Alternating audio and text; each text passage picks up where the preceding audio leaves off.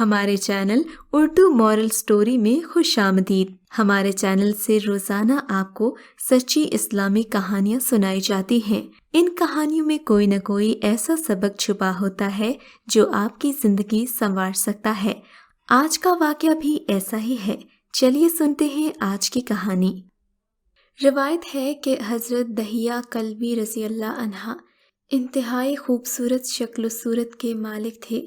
ان کی خوبصورتی پورے عرب میں ایک مثال بن کر رہ گئی۔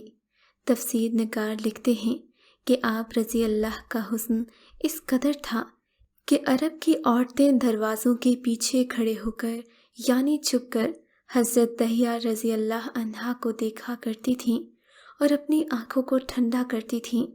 لیکن اس وقت تک آپ مسلمان نہیں ہوئے تھے، اور پھر ایک دن سرور کونین تاجدار مدینہ حضرت محمد صلی اللہ علیہ وآلہ وسلم کی نظر حضرت دہیہ کلبی پر پڑی۔ آپ صلی اللہ علیہ وآلہ وسلم نے ان کے چہرے کو دیکھا اور یہ خیال کیا کہ کتنا حسین نوجوان ہے۔ پھر رات کو آپ صلی اللہ علیہ وآلہ وسلم نے اللہ کی بارگاہ میں دعا مانگی، یا اللہ، اتنا خوبصورت نوجوان بنایا ہے، تو اس کے دل میں اسلام کی محبت ڈال دے، اسے مسلمان کر دے، اتنے حسین نوجوان کو جہنم کی آگ سے بچا لے۔ رات کو آپ صلی اللہ علیہ وآلہ وسلم نے یہ دعا فرمائی۔ صبح حضرت دہیہ کلبی رضی اللہ عنہ آپ کی خدمت میں حاضر ہو گئے اور کہنے لگے، اے اللہ کے رسول، بتائیں آپ کیا احکام لے کر آئے ہیں؟ آپ نے فرمایا، میں اللہ کا رسول ہوں اور اللہ واحد ہے، اس کا کوئی شریک نہیں۔ پھر توحید اور رسالت کے بارے میں حضرت دہیہ کو بتایا گیا۔ انہوں نے کہا، اللہ کے نبی، میں مسلمان تو ہو جاؤں گا، لیکن ایک بات کا ہر وقت بڑا ڈر لگا رہتا ہے۔ میں نے اپنی زندگی میں ایک گناہ ایسا کیا ہے کہ اللہ کبھی مجھے معاف نہیں کرے گا۔ آپ صلی اللہ علیہ وآلہ وسلم نے فرمایا، اے دہیہ، بتا تو نے ایسا کیا گناہ کیا؟ انہوں نے کہا، یا رسول اللہ، میں اپنے قبیلے کا سربراہ ہوں۔ ہماری بیٹیوں کو پیدائش پر انہیں زندہ دفن کر دیا جاتا ہے۔ میں کیونکہ قبیلے کا سردار ہوں، اسی لیے میں نے 70 گھروں کی بیٹیوں کو زندہ دفن کیا ہے۔ آپ کا رب مجھے معاف نہیں کرے گا۔ اسی وقت حضرت جبریل آمین علیہ السلام حاضر ہوئے۔ یا رسول اللہ صلی اللہ علیہ وآلہ وسلم، اللہ سلام کہتا ہے اور فرماتا ہے، اسے کہیں اب تک جو ہو گیا وہ ہو گیا، اس کے بعد ایسا گناہ کبھی نہ کرنا، ہم نے اسے معاف کر دیا۔ حضرت دہیہ کلبی نے یہ سنا تو رونے لگ گئے۔ آپ نے فرمایا، کیا ہوا ہے؟ کیوں روتے ہو؟ وہ کہنے لگے، یا رسول اللہ، میرا ایک گناہ اور بھی ہے جسے آپ کا رب کبھی معاف نہیں کرے گا۔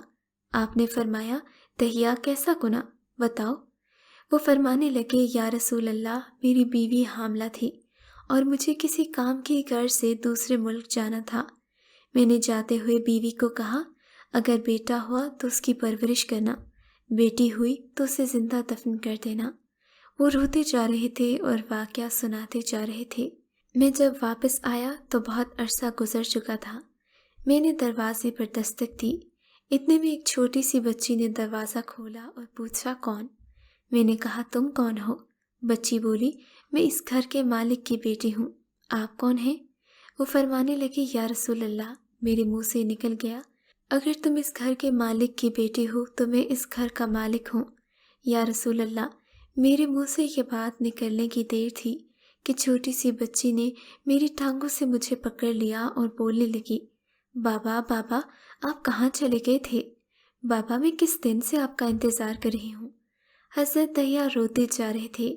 فرماتے ہیں، اے اللہ کے نبی، میں نے بیٹی کو دھکا دیا اور جا کر بیوی سے پوچھا، یہ بچی کون ہے؟ بیوی رونے لگ گئی، کہنے لگی، دہیہ، یہ تمہاری بیٹی ہے۔ یا رسول اللہ، مجھے ذرا ترس نہ آیا۔ میں نے سوچا، میں قبیلے کا سردار ہوں، اگر اپنی بیٹی کو میں نے آج دفن نہ کیا، لوگ کہیں گے ہماری بیٹیوں کو دفن کرتا رہتا ہے اور اپنی بیٹی سے پیار کرتا ہے۔ ان کی آنکھوں سے آنسو بہنے لگے۔ یا رسول اللہ، وہ بچی بہت خوبصورت، بہت حسین تھی۔ میرا دل کر رہا تھا اسے سینے سے لگا لوں۔ پھر میں سوچتا لوگ یہ نہ کہیں کہ میں اپنی بیٹی کی باری آنے پر اسے زندہ دفن نہیں کر رہا۔ میں گھر سے بیٹی کو تیار کروا کر نکلا تو بیوی نے میرے پاؤں پکڑ لیے۔ دہیا، اسے نہ مارنا، یہ تمہاری بیٹی ہے۔ ماں تو آخر ماں ہوتی ہے۔ میں نے بیوی کو دھکا دیا اور بچی کو لے کر چل پڑا۔ راستے میں میری بیٹی نے کہا، بابا مجھے نانی کے گھر لے کر جا رہے ہو؟ بابا کیا مجھے کھلونے لے کر دو گے؟ بابا ہم کہاں جا رہے ہیں؟ وہ روتے جاتے، واقعہ سناتے جاتے۔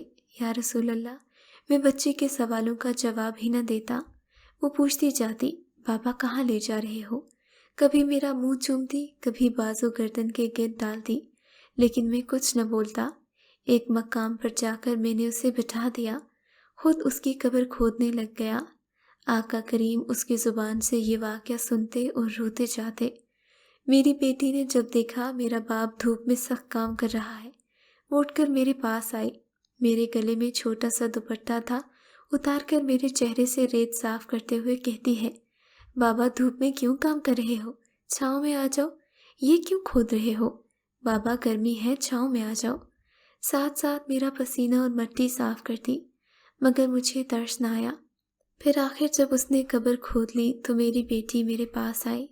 میں نے دھکا دے دیا، وہ قبر میں گر گئی، میں ریت ڈالنے لگ گیا۔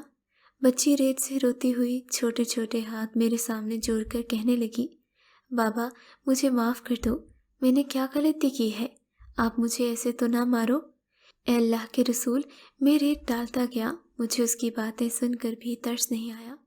میری بیٹی پر مٹی مکمل ہو گئی، اس کا سر رہ گیا تو میری بیٹی نے میری طرف سے توجہ ختم کی اور بولی، اے مالک، میں نے سنا ہے تیرا ایک نبی آئے گا جو اپنی بیٹیوں کو عزت دے گا، ان کی عزتیں بچائے گا۔